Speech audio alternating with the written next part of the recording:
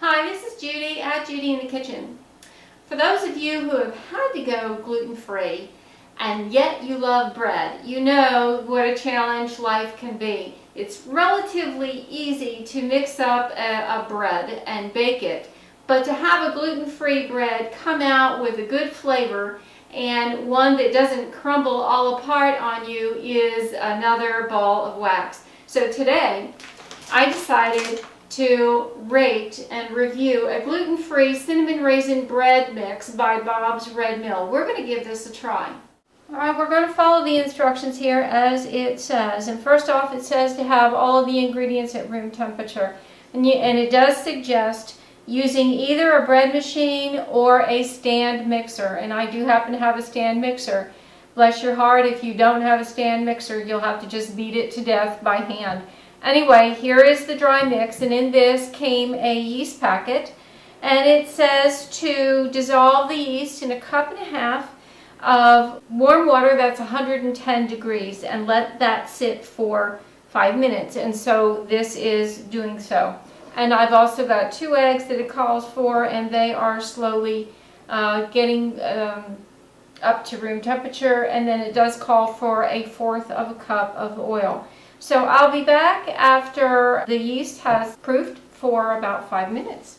Alright, my yeast has proofed, and the instructions say to add the wet ingredients to the dry in the large mixer bowl. So that's what I'm doing. That's 1½ cups of warm water with that yeast dissolved in it. The 2 eggs. I just left them whole instead of beating them since they're going to be beaten with the mixer. And then 1/4 of a cup of oil, and I have extra virgin olive oil here. It's the only oil I have on hand, so that's the oil that I'm using. And then it says to beat it in the stand mixer long enough for the ingredients to just get wet, the dry ingredients to get wet. That's about 10 seconds or so according to their instructions. And then it says to turn the beater up to medium speed and beat it for another 15 seconds, scrape it down, beat it again for just a little bit until it becomes cake-like consistency. And then it says to pour that mixture into a 9x5 non-stick pan that has been coated, greased. Well, I don't have a non-stick pan. I just have a regular pan that I used to use in my bakery. So I greased it very well with butter. Normally I would spray it, but I'm afraid that may not be enough in this case. So I took a pat of butter and coated it. And we'll be back when I'm ready to load the pan. The bread batter was very easy to mix in the stand mixer. But I did note here on the instructions it says to beat it until it thickens like a cake batter. Well, if this was a cake batter, I can say that it would be a mighty dry cake because it's very thick. A cake batter is a lot more runny than this. And then it says to smooth it out with a wet spatula. So I'm going to get a little bowl and put some water in it and see if I can smooth this out. After I do that, the next step is to cover it with plastic wrap and allow it to rise in a warm place until the dough is level with the pan, which in this case won't really take all that long because it's not that far from being at the top anyway. And so what I'm going to do is preheat the oven to 375, cover this with plastic wrap, and put this on top of the oven. It says 45 to 60 minutes to rise. We'll see how long it takes. It took 53 minutes for this bread to rise to the top of the pan. So it is a slow rising bread. And now according to the directions, I'm going to bake it at 375 for 60 to 65 minutes until the internal temperature reaches 205 degrees. That's wonderful. For me, I have an instant read thermometer. If you don't have one, it may involve some guesswork. It does say to cover with foil after it starts to brown. I'll show you what it looks like when it bakes.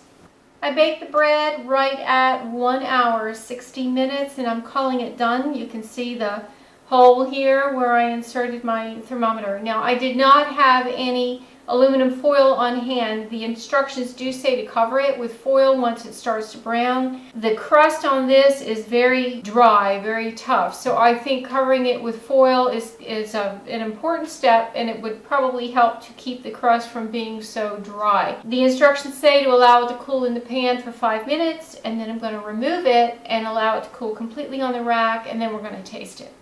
This bread has cooled enough for me to go ahead and slice it, and I cut the end off here just to test it out, and even though I didn't use foil on this and the top crust is pretty stiff, pretty dry, it actually was not hard to cut, and I just want to show you. Now I am using a serrated bread knife, but you see it's actually cutting pretty nicely, pretty easily.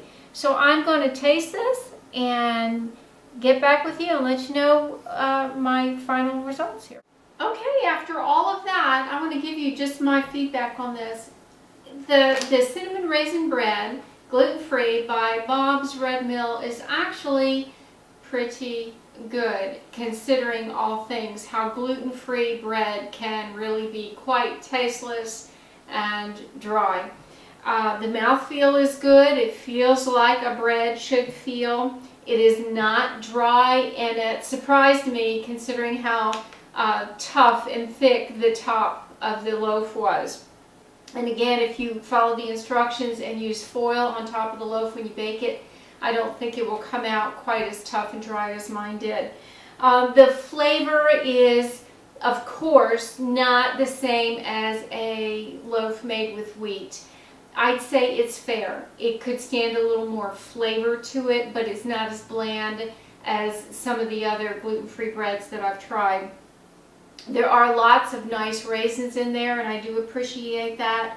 I found it easy to make, especially because I had a stand mixer. If you don't have a stand mixer, it's going to take a little more work to get that dough as smooth as it needs to be.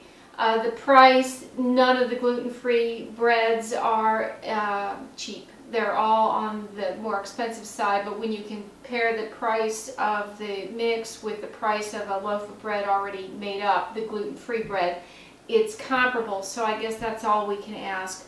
So overall, I think it's a good deal if you have the time to take to make it, because it does take some time. It's a slow riser and a slow baker. So you need to be able to allow the time to do this. But otherwise, I think it's a good deal, and I think I will be buying it again.